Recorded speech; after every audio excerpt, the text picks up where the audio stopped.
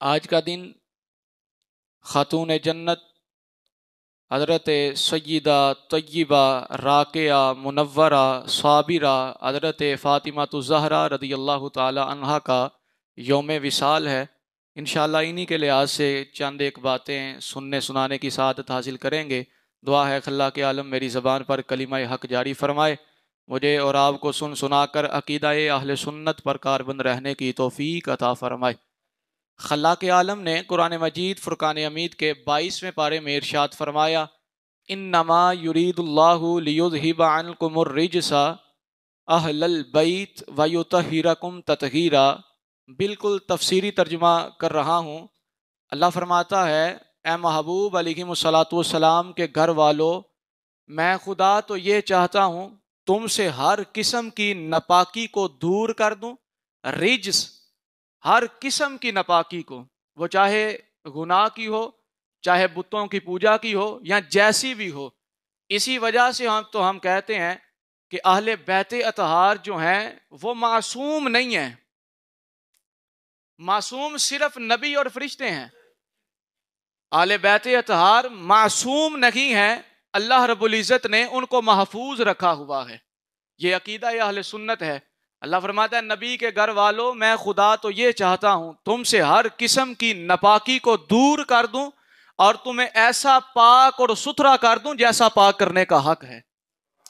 یہ اللہ رب العزت قرآن مجید فرقان حمید میں ارشاد فرماتا ہے۔ اب جلدی جلدی سے میں ذرا اس بات پر روشنی ڈالنے کی سعادت حاصل کرتا ہوں کہ اہل البیت، یہ اہل بیت سے مراد کون لوگ ہیں؟ آج اگر معاشرے میں نکلیں تو لوگ کہتے ہیں جی اہل بیت سے مراد صرف 5 تن پاک کا گھرانہ ہے، لیکن ہم ان لوگوں کی باتوں کو تو کم از کم نہیں مانیں گے، ہم تو مانیں گے قرآن کو اور مصطفیٰ علیہ الصلاۃ والسلام کے فرمان کو۔ اگر قرآن کا مطالعہ کیا جائے، 22واں پارہ اٹھایا جائے، اسی آیہ کریمہ کے سیاق و سباق یعنی پچھلی اور اگلی آیات کو دیکھا جائے تو پتہ یہ چلتا ہے اہل بیت میں سب سے پہلے جو ہستیاں مراد ہیں انہیں نبی علیہ الصلاۃ والسلام کی بیویاں کہا جاتا ہے۔ اب جو لوگ نبی علیہ الصلاۃ والسلام کی پاک بیویوں اور ہم مومنین کی ماؤں پر تانا زنی کرتے ہیں، تان و تشنیع کرتے ہیں، برا بلا کہتے ہیں، پتہ چلا وہ قرآن کے مخالف ہیں، وہ قرآن کی بات تو نہیں مانتے ہیں۔ سب سے پہلے اس آیہ کریمہ سے مراد، اہل بیت سے مراد نبی پاک صلی اللہ علیہ وسلم کی پاک اور مطہر بیویاں ہیں۔ پھر اس کے بعد اس آیہ کریمہ سے مراد میرے محبوب علیہ الصلاۃ والسلام کی ساری حقیقی بیٹیاں اور سارے حقیقی بیٹے مراد ہیں۔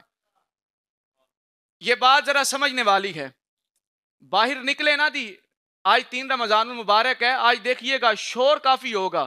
جی بی بی فاطمہ الزہرا رضی اللہ تعالی عنہا کا یوم عرس ہے، بی بی فاطمہ الزہرا رضی اللہ عنہا کا یوم وصال ہے۔